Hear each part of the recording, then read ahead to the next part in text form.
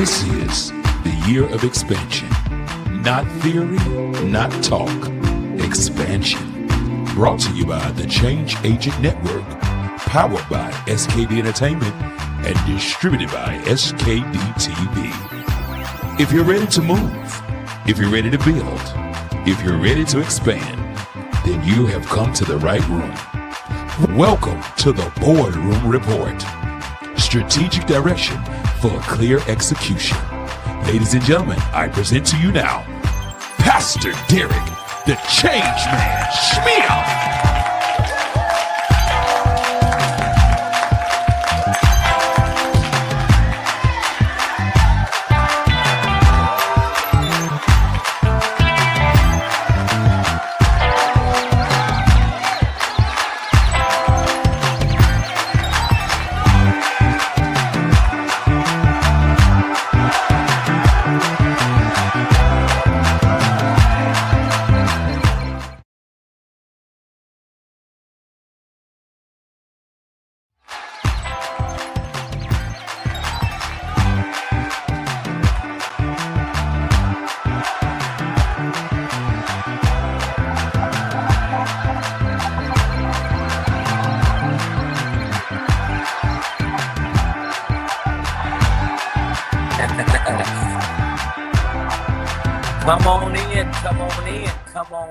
Come on in, bring a pen and make sure you tell your friend, Pastor David Changeman Smith, want to bring you greetings all the way from the boardroom. That's right. This is the Boardroom Report. I want to say happy, terrific, triumphant Tuesday to you.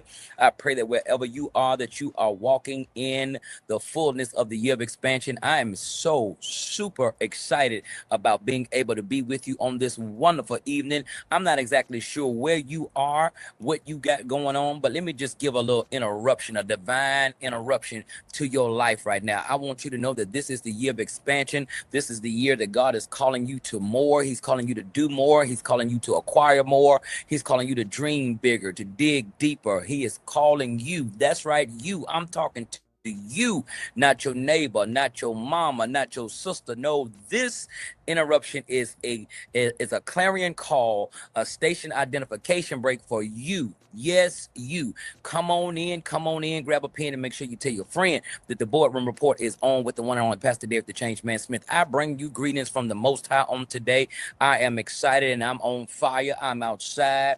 And you see this wonderful palm tree behind me. Ooh, this is my kind of foolishness right here. It is sticky hot out here. So if you see me sweating, praise our God.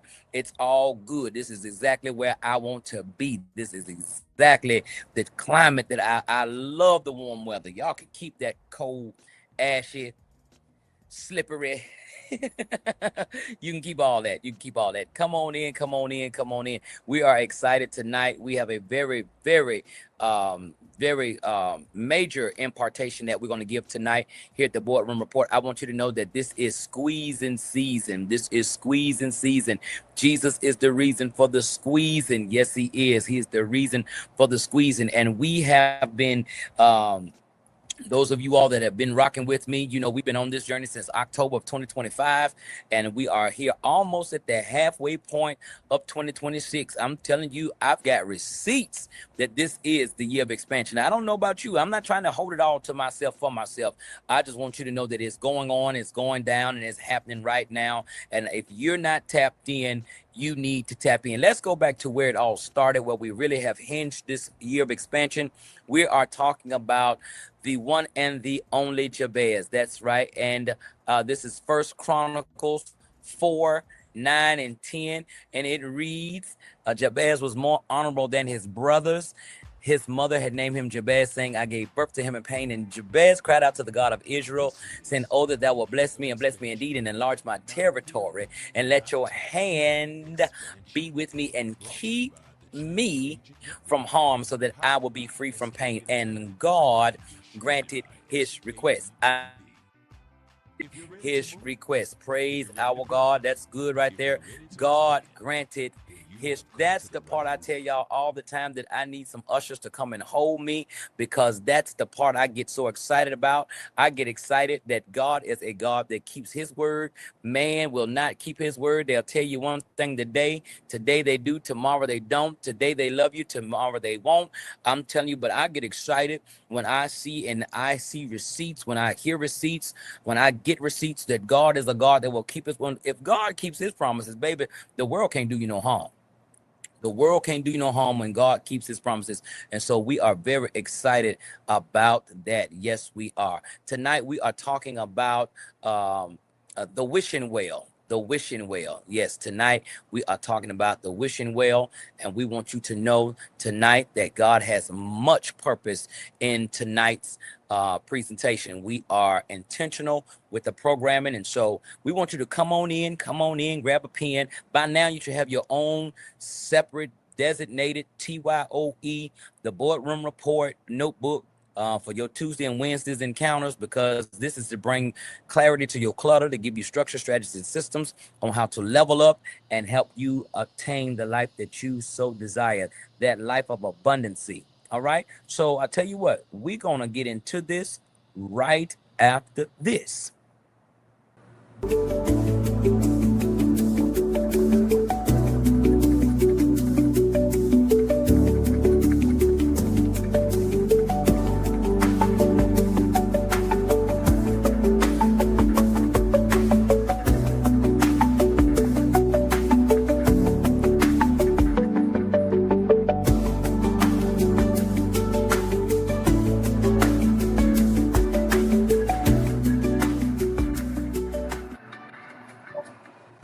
All right, we're back, and we want to give a great big shout out to all of my people from everywhere that's watching, from YouTube, SKD TV on YouTube, from Derek the Change Man Smith page on Facebook, those that are watching by way of Instagram and TikTok. We greet you on today. Now, let's talk about the wishing well.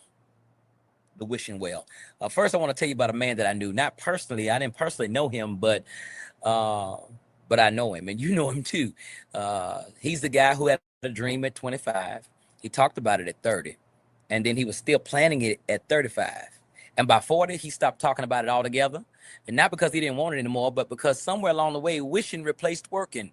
And he spent 15 years standing at the well, not drawing from it, just wishing into the well, and wishing someone would come and give him a break, wishing that the timing was better, wishing that he had more resources, wishing life would finally line up the way he thought it would and should. And you know what happened after that? Nothing happened, because wishing, no matter how sincere, no matter how passionate, it does not produce results. And that's why we're going to talk about on today, not just wishing, but the trap of wishing, the seduction of wishing, and the way it makes you feel like you're doing something when in reality you ain't doing a doggone thing. And so we're going to talk about that tonight. First of all, let's look at the first part, the anatomy of a wish.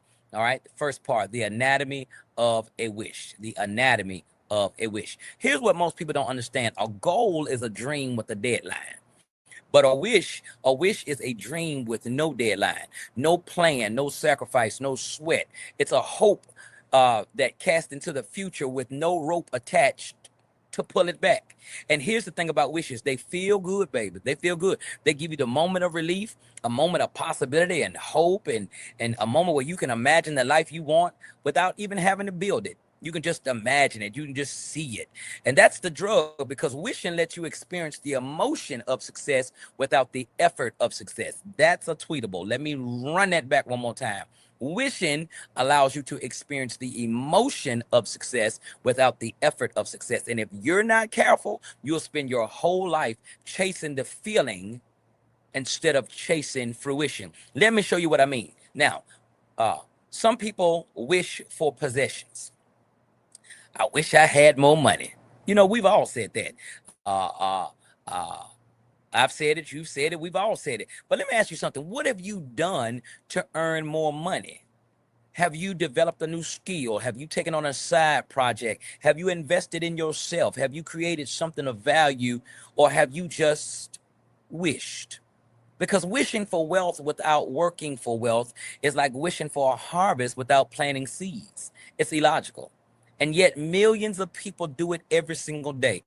They wish for the house, they wish for the car, they wish for the lifestyle, but they don't wake up earlier, stay up later, study harder, network smarter, build consistently. No, they just wish. And because we are here in the boardroom report where we have strategic decision making and clear execution, we're here to get the mindset of a millionaire, not because we want to make money, but the mindset of a millionaire is for those of us who have decision making authority over people and influence of people. And so it's important that we are moving instead of wishing.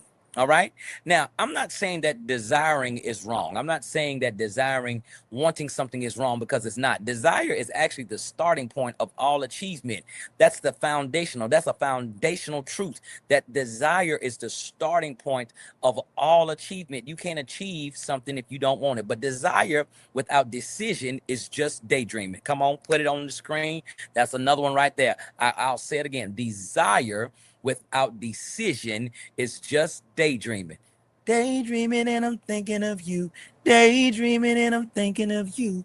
Daydreaming and I'm thinking of you. Come on, Aretha Franklin. And decision without discipline is just delusion. Ooh, Lord, help here. Come on, Smitty. Decision without discipline is delusion. You want more? Earn more. You want better? Become better. Because the universe doesn't respond to your wishes, it responds to your work.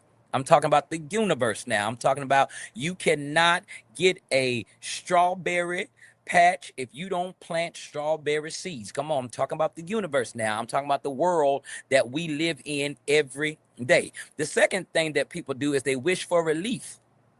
Lord, I sure wish things were better. I wish things were easier. I hear this one all the time. People tired of the grind, tired of the pressure, tired of the responsibility, tired of the weight. And I get it. Life is hard. But here's what you need to understand. Ease is not the goal. Ease is a mirage. It looks real from a distance. You think if you could just get there, wherever there is, everything would lighten up. But the bills, you think that the bills will stop piling up, that stress would fade, the relationships would smooth out, the business would run itself. But that's not how life works. New levels bring new devils. You think the person making $1 million a year has it more easier than you? They don't. They just have different problems, bigger problems, more complex problems that still require skill, wisdom, and endurance, but they're still problems. And so when you wish for things to be easier, what you really is wishing for is escape. Ooh, Lord, help here. Lord, have mercy. My God, today. What you're really asking is for things to and not to be easier. You want to escape them, and escape is not a strategy. It's surrender, and there is no surrendering in this movement. You cannot surrender, you cannot give up, you cannot turn around, you cannot go back. You are called to it. To whom much is given, much is required. And so therefore you're going to have to find out how to endure. And that's why we meet here on these wonderful, terrific, triumphant Tuesdays with the boardroom report, and on the wonderful winning Wednesdays with the year of expansion, to help you endure. My goodness, endurance is a mighty, mighty strong word. The Bible talks about enduring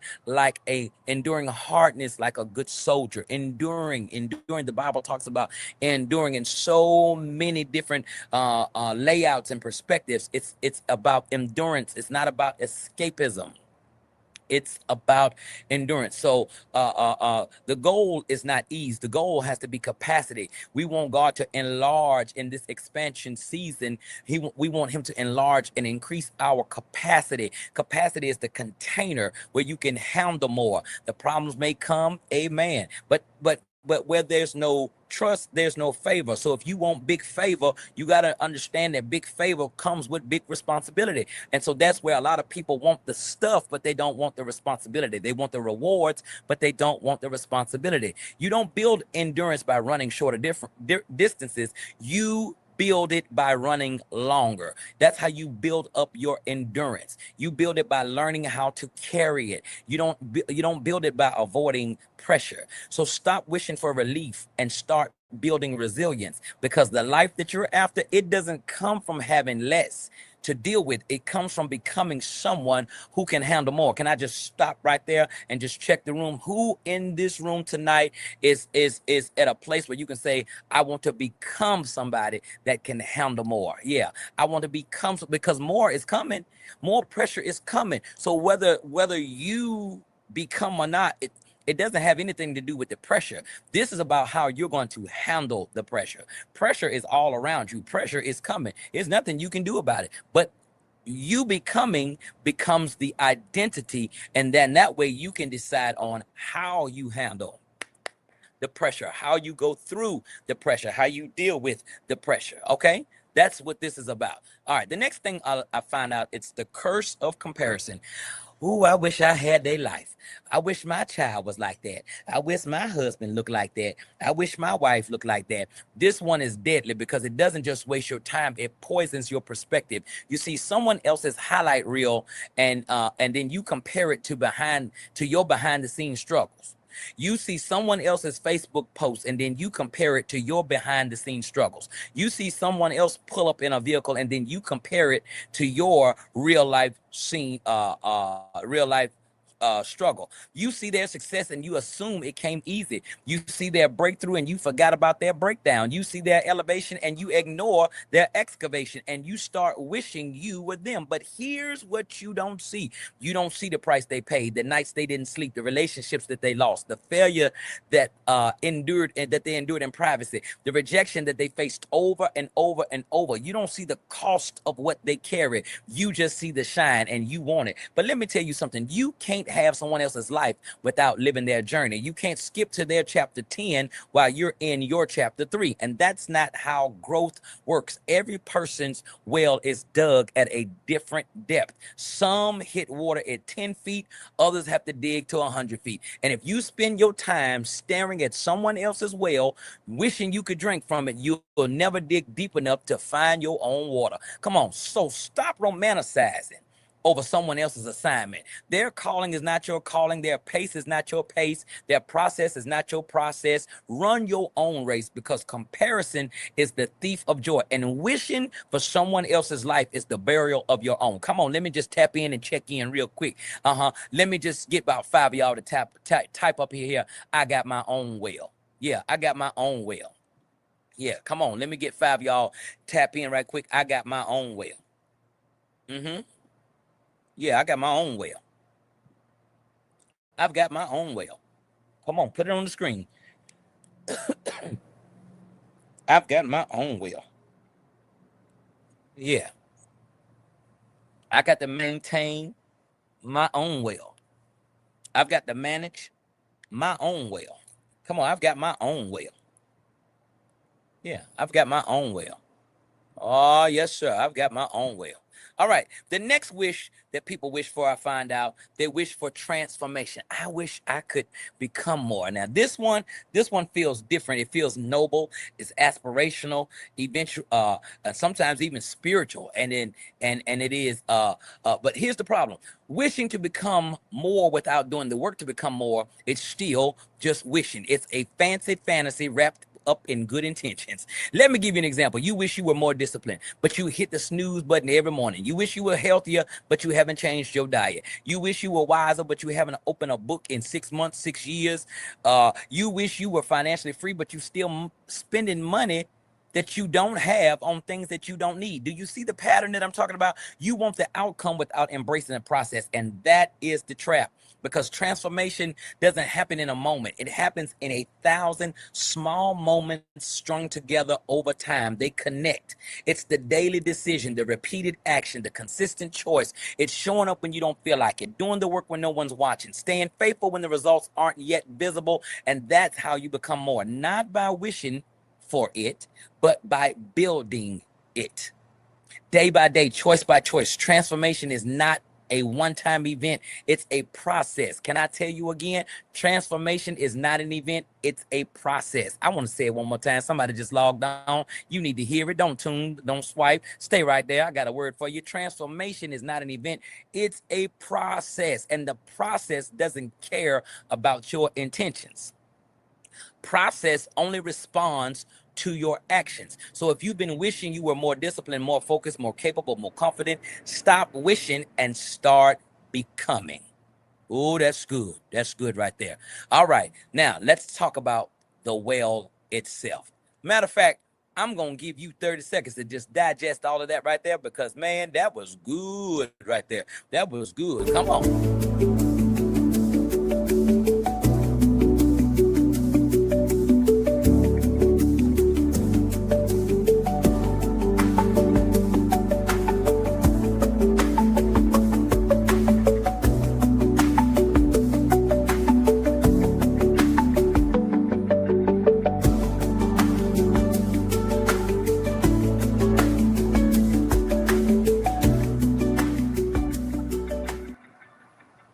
Now, let's talk about the well itself. Let's talk about the well because here's where most people miss it. Wells were never built for wishing. They were never built. No one built a well just for wishing. They were built to sustain life. In ancient times, a well was the most valuable asset that a community could have because it determined where people settled, where they built their homes at, where they raised their families, because without water, there's no life. And here's the thing, wells don't produce water on their own. You have to draw it out. You have to lower the bucket, pull the rope, do the work. The water is there. It's always been there, but it doesn't come to the surface by itself. You have to go get it. Man, listen, I'm telling you, that boy right there just said something. Can I rerun that back one more time? I'm telling you, can I just run that back one more time? The water has always been there. Wells don't produce water on their own. You have to do the work. You got to draw it out. You got to lower the bucket. You got to pull the rope. You got to do the work. The water is there. It's always been there, but it doesn't come to the surface by itself. You have to go get it. Go get it. Go get it. Come on. I'm going to pause right there because I need you to understand this is your season. It's your time. It's your turn. It's the squeezing season.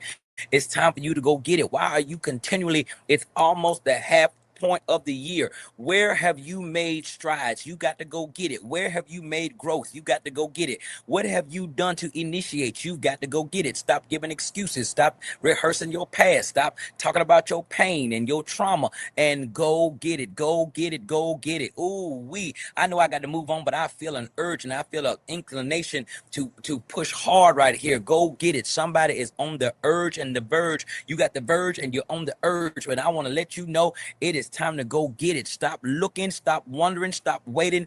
Go get it. Go get it. Go get it. Go get it. Can I get 5 of y'all to just encourage everybody on the line to go get it? Put it on the paint the screen red. Let me see some hearts. Come on. I want to just take a pause for the cause and get everybody excited and ignited to go get it. Go get it. Go get it. Go get it. Go get it. Go get it. Go get it. Go get it. And that's the metaphor that most people miss when they stand at the well of their potential. They think that if you wait wait long enough, something will rise to the surface, but it won't because you got to go get it. The opportunity will appear. They think that it'll appear out of nowhere, but it won't. You got to go get it. They think the breakthrough will happen, but it won't. You got to go get it. They think the door will open. It's not. You got to go get it. That's not how it works. You don't wait for the water. You draw the water. You don't wait for success. You build success. You don't wait for clarity. You create clarity. You don't wait for the right moment. You make the right moment. You got to go get it because everything you need is already inside of your well. The talent, the potential, the ability, the calling, it's all there, but it won't surface until you're willing to do the work of pulling it up. Come on.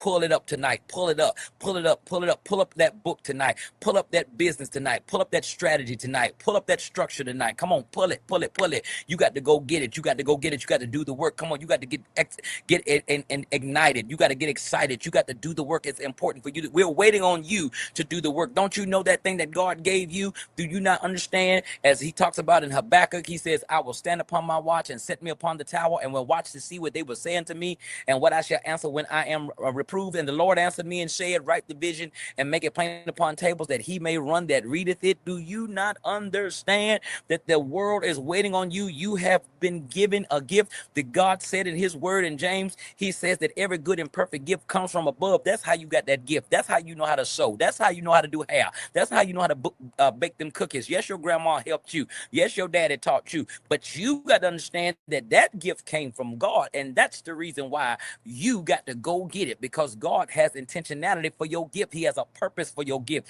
Your gift is an answer to somebody's problem, and you are holding your solution for them. You're holding it hostage. My God, today. Ooh, that's good. That's good. That's good. That's good. That's good. I tell you what, we are ready to move to part number 3, but I'm going to give you 30 seconds to just digest that, wipe your mouth, because I understand that's juicy right there. My God, today. Let's go, y'all.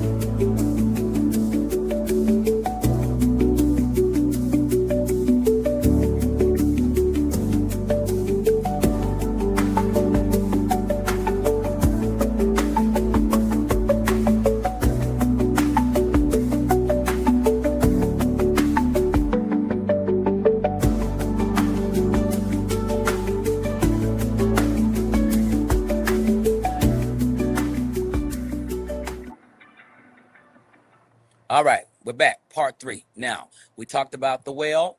All right, we talked about the well itself. First of all, we talked about the anatomy of a wish. Then we talked about the well. Now, part 3 is we're talking about is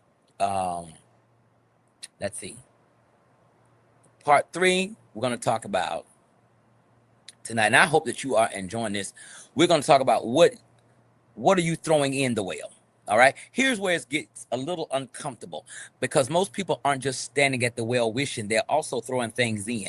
You ever seen children and at a well, the politically correct thing to throw in a well is usually money, coins. Very rarely see people throw in dollar bills, but coins, pennies, dimes, quarters, they throw these things in the well. And if you got little children, they'll pick up a rock, and they'll pick up a stick, they'll pick up a bird, a squirrel, a lizard, they'll throw anything in the well. You have to watch children. And that's where I want to address you today, because you have been recklessly, unintently throwing things in the well that don't belong. You're throwing things in, and what you're throwing in is irreplaceable. You're throwing in time. Every day you spend wishing is a day you're not building. Time is the one resource that you'll never get back. It's the one account that you spend out of and don't know the true balance. You can make more money, you can build relationships, you can recover from failure, but you can never ever recover lost time. And yet people throw years into the wishing well. One day I'll start the business, one day I'll write the book, one day I'll have that conversation, one day I'll make the move, one day, oh my goodness, one day. And then one day becomes no day, because one day is not a plan, it's a delay. It's a way of feeling productive without being productive. It's a way of holding on to the dream without having to risk any of it. But here's the reality: every day that you wait is a day you lose, not because the opportunity disappears, but because you do. You lose energy. Your energy fades, your courage shrinks, your belief weakens, and what started as I'm going to do this slowly becomes, I wish I had done that. So stop throwing in time into the well. Use your time. Here's something else people throw in. They throw in their talent. You've got gifts, things that you're naturally good at, things that come easy to you that others struggle with. Maybe it's communication, maybe it's creativity, maybe it's problem solving, leadership, strategy, or service. Whatever it is, it's not an incident or an accident. Talent is given for purpose, not to be buried, not to be wasted, not to be wished away. But that's exactly what happens when you don't use it. You stand at the well holding your talent in your hand, and instead of investing in it, you toss it in the well. You say things like, I wish someone would notice me. I wish I had a platform. I wish I had a platform. I wish someone would give me a chance. I wish I could do what they were doing. And all the while, your talent is sitting there unused, undeveloped, untapped. And here's the truth: talent without application is just potential. And potential without execution is waste. You don't get rewarded for what you could do. You get rewarded for what you actually do. And the world doesn't pay for your ability. It pays for your productivity. Come on. Come on. That boy on fire tonight. That boy on fire. I said the world does not pay for your ability. It pays for your productivity. So if you've been sitting on a gift waiting for the perfect moment to use it, guess what? Now this is your perfect moment. Stop waiting and start working, because your talent is not meant to be thrown into a well and hoped over. It's meant to be sharpened, deployed, multiplied. And the only way that happens is that you continually use it. You continually sharpen it. Come on, we roll it. The other thing that people throw in this well is opportunity. This one hurts because opportunity doesn't come around every day. Sometimes they shows up maybe once, and if you're not ready, if you're still wishing instead of working, you will miss them. Let me just show you exactly what I'm talking about. All right, so you get the call, you get then there's the introduction, the invitation, the open door, and instead of walking through it with confidence, you hesitate. You start thinking, I wish I was more prepared. I wish I had more experience. I wish I had more to offer. I wish I was further along. I wish my hair was done. I wish I had new shoes. I wish I had a better dress. I wish I knew how to speak Spanish. I wish listen. And before you know it, the door closes. While you doing all that wishing, the door is slowly closing. The opportunity, because opportunities don't wait for you to feel ready. It knocks, and if you don't answer, what I love about opportunity, it moves on. I love that. I love that. I'm an opportunity. I am an opportunity. I will come, I will present to you. And if you're not ready, I'm moving on. I will come give you the invitation, say, hey, I want to build with you. And if you're not ready, if you're not committed, I'm moving on, because there's somebody down the road that wants what you have. There's somebody down the road that needs what you have. So if you don't answer when opportunity knocks, guess what? It moves on. Now, listen, I'm not saying you should say yes to everything. I'm saying that you need to be intentional. I'm saying most people don't miss opportunities because they're not qualified. They miss them because they're not willing. They're waiting to feel ready, waiting to have it all figured out, waiting for the fear to go away. And it's not. The fear is never going to go away. Even when you get the thing, the next level comes with another level of anxiety. You're going to have to be learn how to become comfortable with being uncomfortable. Readiness doesn't come before the opportunity. It comes during the opportunity. You learn by doing it. You grow by trying. You become who you need to be in the process of stepping forward. That's why I really get a little bit in my bag when people always talking about, well, how they gonna do this? They are such and such. And I know they ain't trying to do this. They are. Let me tell you something. God calls people who are not qualified. He qualifies them once he calls them. And people, when you start moving, and I know this, but I've seen this, and I'm living this. I am no longer today who I was when God called me 8-9 years ago to be a pastor. I am no longer that guy. And I'm not going to be who I am today in 5 more years, 5 more months, 5 more minutes. Come on. I am excited about the opportunity of becoming.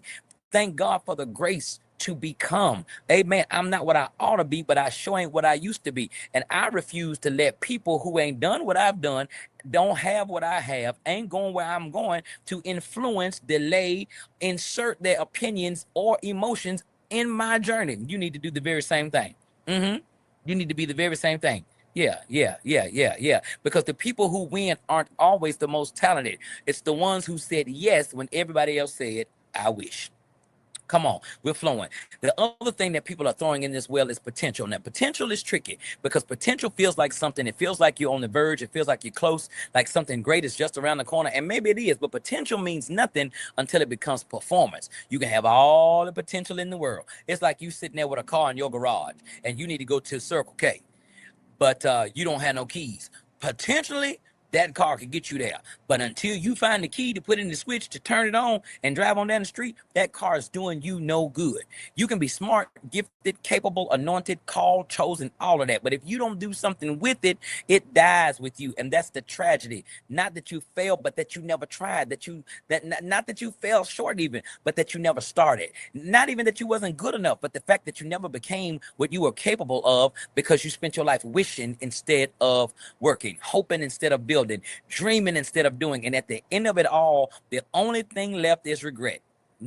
Not regret over what you tried and failed at, but regret over the fact that you never even attempted to do anything that you were called to do. That's the cost of the wishing well. It doesn't just waste your time, it buries your potential. Come on, we're moving to part 4, but I'm going to give you 30 seconds because I know that was a lot to digest. Let's go.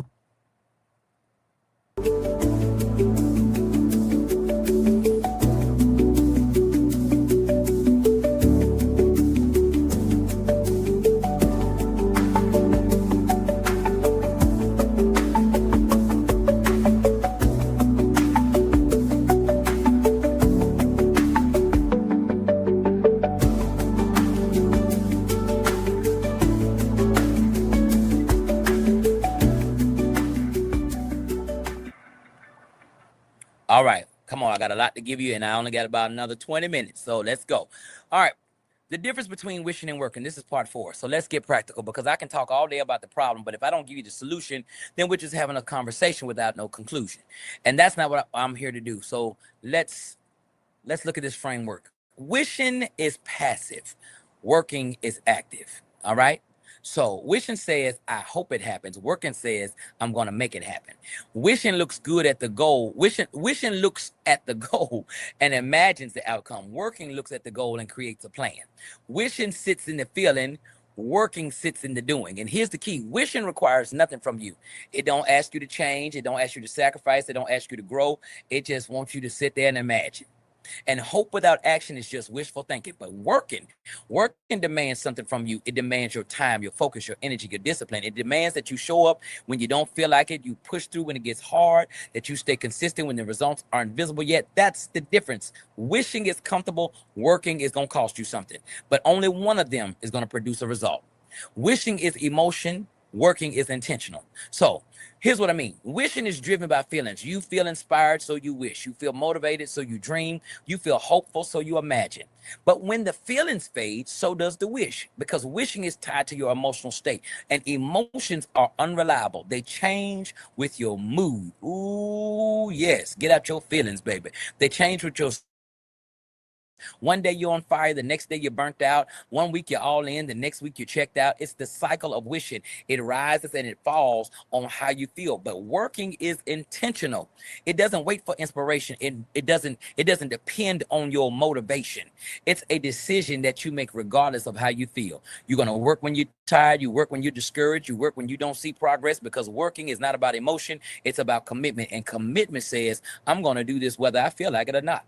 That's what separates the dreamers from the doers, the wishers from the workers, the people who talk about it versus being about it. Wishing is general, but working is specific. Let me show you what I mean. Wishing says, I wish I was successful, but working says, I'm going to wake up at 5 a.m., spend 2 hours on my craft, reach out to 5 new contacts, and I'm going to finish this new project by Friday. See the difference? Wishing is vague. It has no structure, but the timeline of working, it has steps and deadlines and clarity. And clarity is what takes your dreams and turns your dreams into plans. Not someday, but today. Write it down, break it down, map it out, turn the wish into a plan, and then turn the plan into work, because vague wishes produces vague results. That's the number one thing. When I ask artists, when I want to sign an artist, I ask them, what is it that you want to accomplish? Where do you want to go? And they are so vague. I want to go to the top. The top of what? I want to be a household name. Household name? Whose house? I want to go as far as the Lord allowed. Listen, vague wishing gets you vague results. Okay? But specific work produces specific outcomes. It loves to tell people what it's going to do. This is important.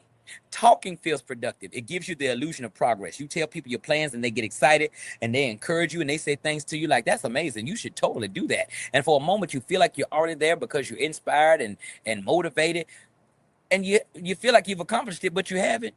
You've just talked about it. And here's the brutal truth. The more you talk about it, the less likely you are to do about it. Can I tell you that the more that you talk about it, the less likely you are to do something about it? Ooh, Lord have mercy. That's good right there. That's good. All right, listen, we're almost there. Let's get to the next part on how to leave the well. Come on, give me 30 seconds. Let's go.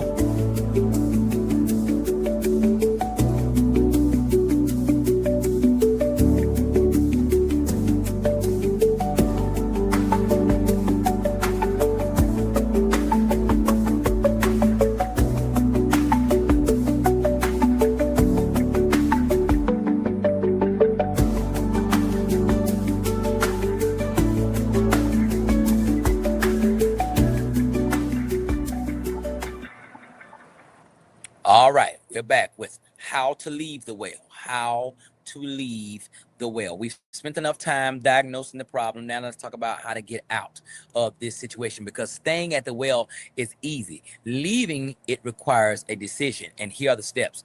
Number 1, stop talking and start doing. So no more announcements. No more I'm going to statements to everyone who will listen. From this point forward, your plans are between you and the work. Again, we're going to be quiet. We're going to work quiet. We're gonna work in silence. Remember when you was in kindergarten or first grade, remember? And you would go to the lunch line and your first grade teacher would tell us, we're walking in silence. Jimmy, I said silent. Remember that?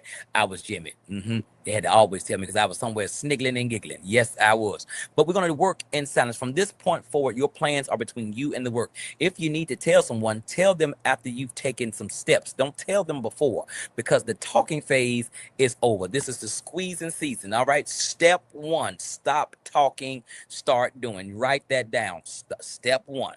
Step one is to stop talking and start doing. I'll say it again. Step one is to stop talking and start doing. Here's step two. Set a deadline. A wish has no deadline. A real goal does. So you need to pick a date, and it needs to be on your calendar, because some day is on nobody's calendar. There's 12 months in a year, and one day is not on the calendar. A real specific date on your calendar. Write it down. Put it where you can see it every day. That date creates pressure, and pressure creates movement. I used to tell my mom all the time when I got stressed, I said, Mama, pressure busts pipes. And Mama says, but it also produces diamonds. So again, you need this type of pressure because it's gonna help you birth. It's gonna help you birth. All right. Here's step number 3.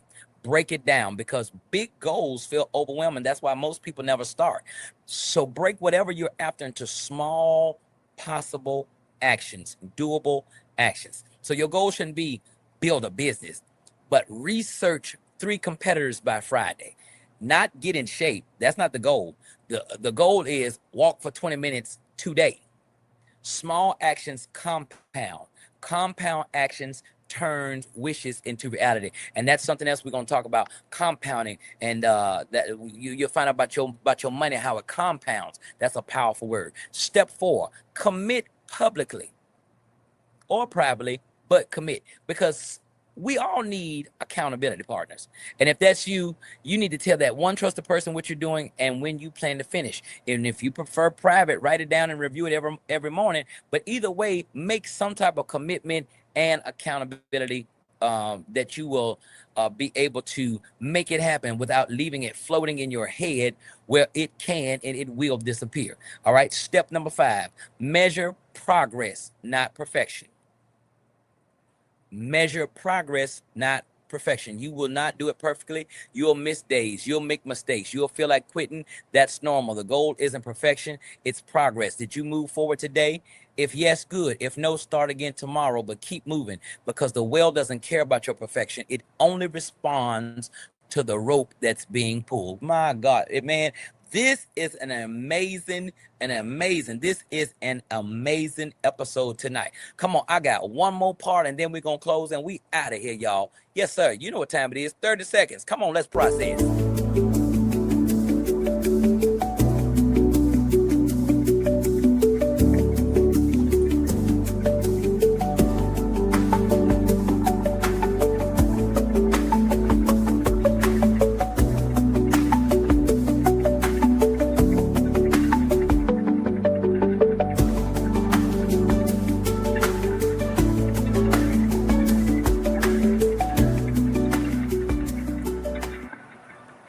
Welcome back to the Boardroom Report with yours truly, the one and the only Pastor Derek, the Change Man Smith. Mr. Change ain't change until you change. Mr. Crazy About You, Mr. Roll with you. Oh, yes, sir, Mr. I Can't Believe. And the list goes on and on and on. Tonight, we are talking about the whale. We are talking about the whale. I'm so excited. I hope that you have enjoyed this so far. Don't go nowhere, because we've got just a little bit more for you, and then we're going to close tonight. We are talking about the wishing whale. Yes, how we spend too much time wishing and not enough time working. All right, so let's finish this with the rope and the bucket, because that's very important, and this is going to be real quick. At the well, the water is there. That's the talent, the potential, the life you want. It's all waiting at the bottom, but it won't come up on its own. You have to lower the bucket, and then you have to pull the rope. Now, that's the work every single day. The rope represents your daily actions, and the bucket represents the results you pull up. So the more consistent you are with the rope, the more water you draw. The more you skip, the drier the well stays. It's just that simple. And so you need to inspect at this point. Look at your rope. If your rope is all nice and brand new and look like it just came from Home Depot, you're not working enough. If your bucket, you need to take a look at your bucket. Does your bucket have a hole in it? You need to find out what is going on, investigate, assess your rope, assess your bucket. Because I'm telling you, the more that you work, and those things, sometimes you have to get a new bucket. Sometimes you got to get a new rope. But it's an issue when there's so much at the bottom of the well that's waiting for you, but you're not doing the work to pull it up. You're just wishing that it'll come up. It's never going to come up. Yes, I'm talking about the rope and the bucket. Yes, Lord. Yes, Lord. That's the boat, the rope and the bucket. Yeah, it's all there waiting for you. It's all there waiting for you. Whew, man, this was delicious. This was wonderful. The Boardroom Report, as always, I'm telling you, man, tonight was special. I want to say this to you. An hour of doing is better than a year of wishing. Put it on the screen. Put that on the screen, baby. An hour of doing is better than a year of wishing. Yeah. Because wishing keeps you standing still. Working keeps you moving forward. Wishing costs you time, talent, opportunity, relationships, and your legacy. Working builds all of it. So the question isn't whether you have wishes. The question is whether you're willing to leave the well. The rope is in your hands. The water is waiting. Pick up the rope, lower your bucket, and draw in what you need. Stop throwing your life into a hole hoping something changes. You don't get what you wish for. You get what you work for. Now do the work.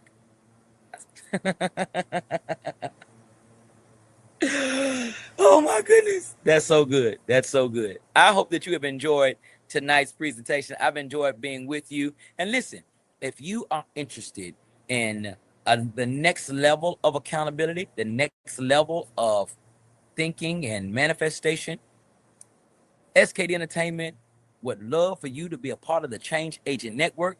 All you got to do is send us an email and we'll show you how you can be a part of this ongoing community of entrepreneurs and decision makers that are being equipped, being electrified, being edified to do the work of the one that sent us. I'm Pastor Dave the Change Man Smith. I love you.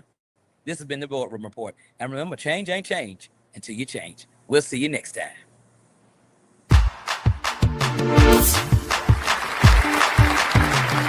This is the year of expansion.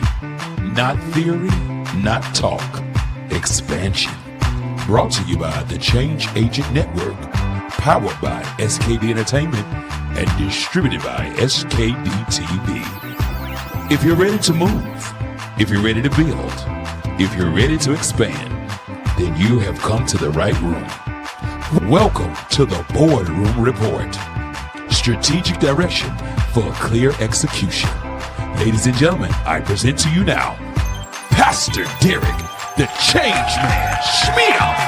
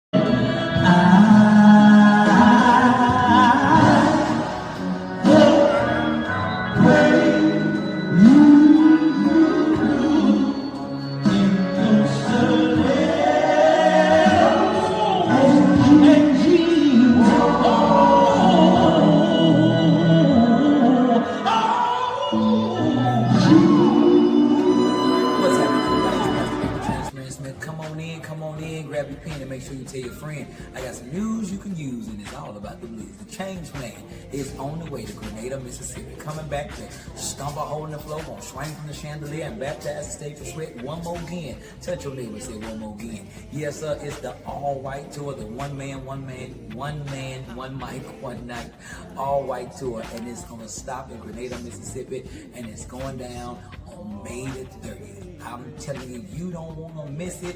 Put on your all white and come and enjoy a great night with Change Man. I want to let you know I don't want nobody in my house when I'm at home. If you need a real good man, baby, I'm ready tonight.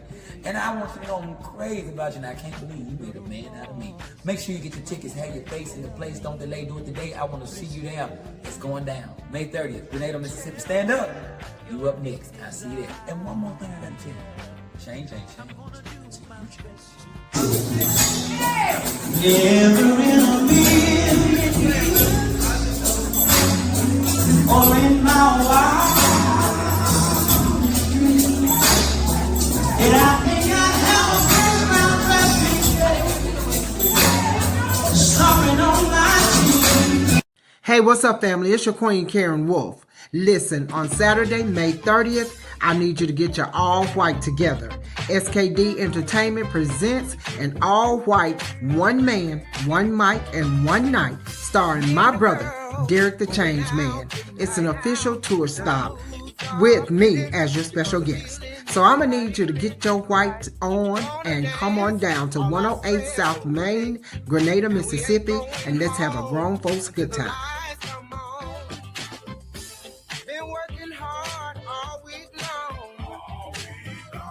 Now it's time to get a party on, going out tonight, yeah, to have a good time, yeah.